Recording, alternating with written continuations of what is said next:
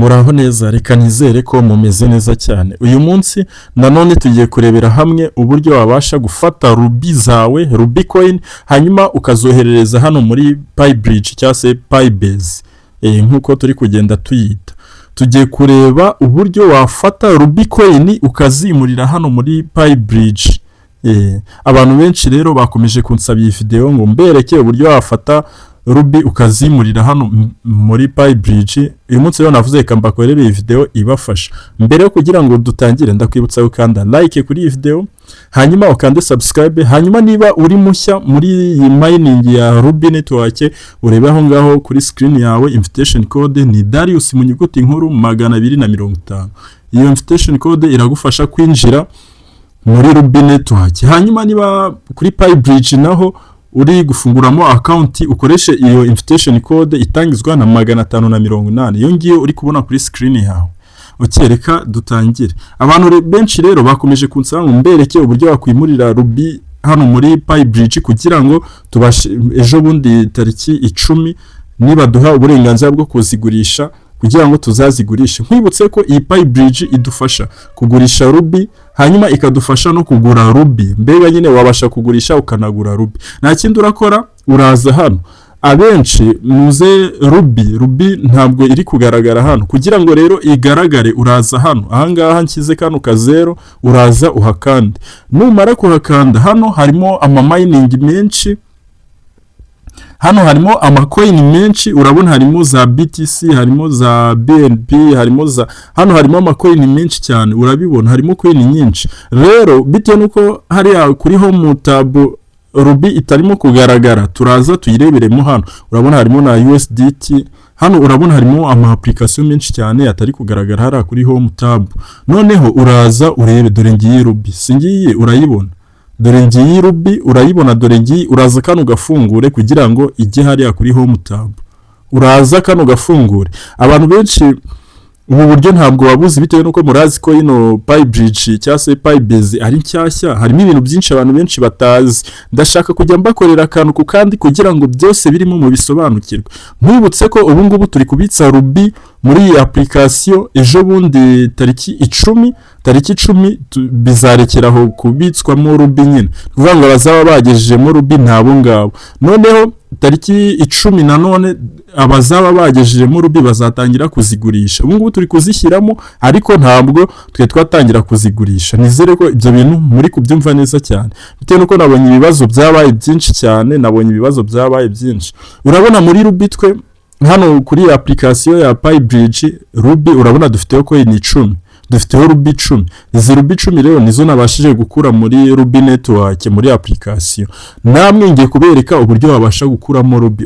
Urakanda kwa ira application, mwabonye ko yagiye bite nuko kandi twagafunguye yagiye kuri home, urayikandaho ino application ya rubi. Numara kuyikandaho urabona bahita bakubwira hano, urabona rino jambo ryanditseho deposit. Ukuvuga ngo deposit hano niho turakanda kugira ngo tujye gufata, kugira ngo dushyireho rubi nyine. Deposit nyine nugushyiraho ibintu nyine, nugushyiraho nyine. Murabyumva namwe nyine. Nizere ko muri kubyumva neza akantu ku kandi.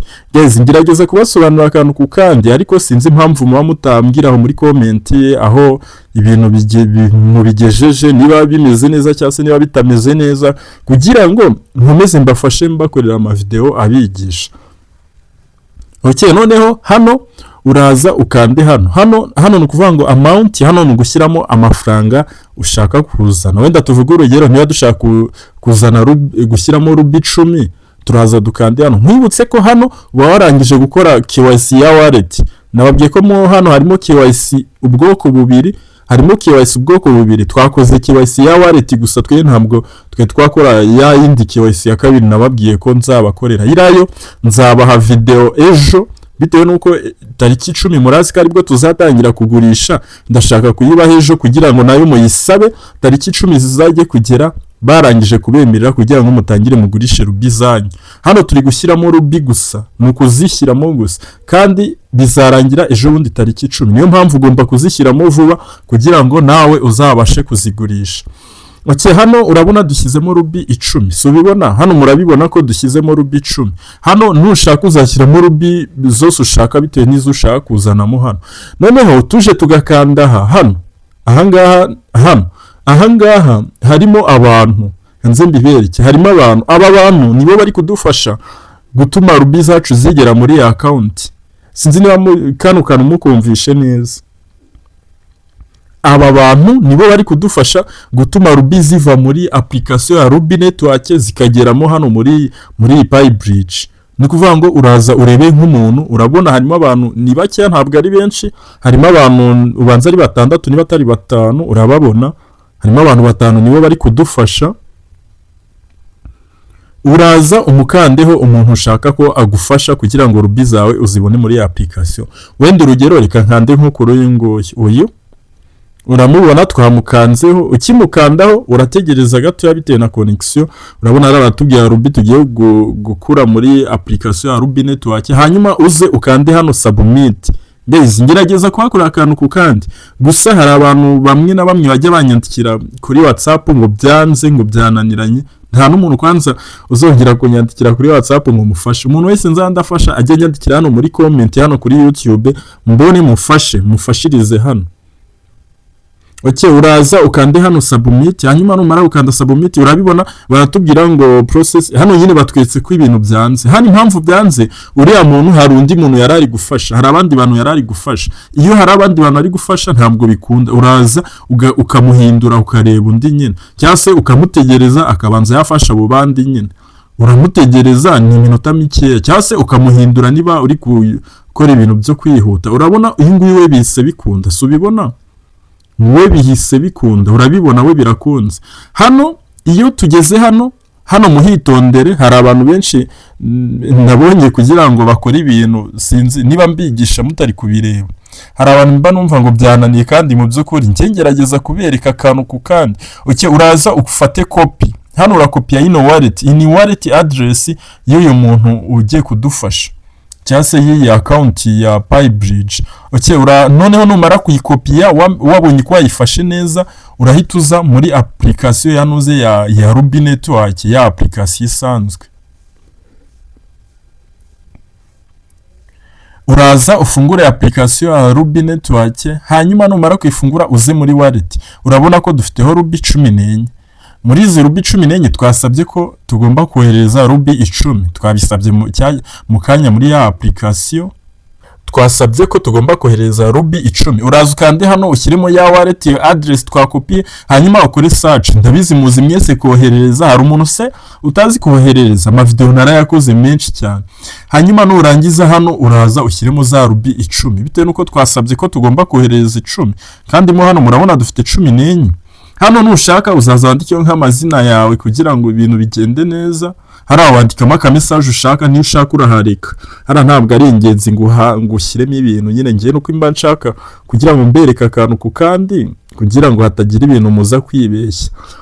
Okay, hano uraza ushyiremo kaga password, nako naberetse uburyo wabasha kugakora. Narababwiye umuntu udasanzwe abona aya mavideo asubira inyuma rebe video zirahari zose. Ni kuvuga ngo wagendanye natwe muri Ruby Network cyase muri Pibridge, nta kintu na kimwe cyabasha kukunanira. Abo binanira ni babandi usanga batarukije video. Okay, uraza hanyuma numara kuyohereza ukande hano kuri muze nyine kuyo umaze kohereza. Urabona ko bari kutwereka ko tumaze kohereza Ruby 10. Uraza nanone ukande kuri aka kantu. Hano kantu ugakanda urabumeze nk'umuntu ufashe copy. Hano urabumeze nk'umuntu ufashe copy.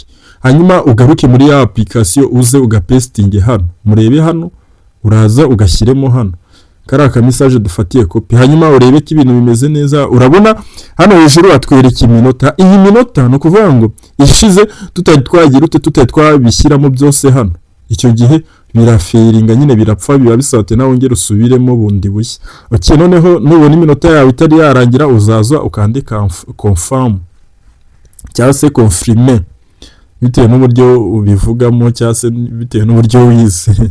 Uzasukande confirm, hanyuma urabibona ko hano baratubwira ngo waiting for confirmation. Hano no kuvuga ngo nyine turategereje kugira ngo babikonfirme. Urabona hari abahita baduha n'iminota, urabona baduha iminota 7 kugira ngo uyu muntu abe yarangije kubikonfirma.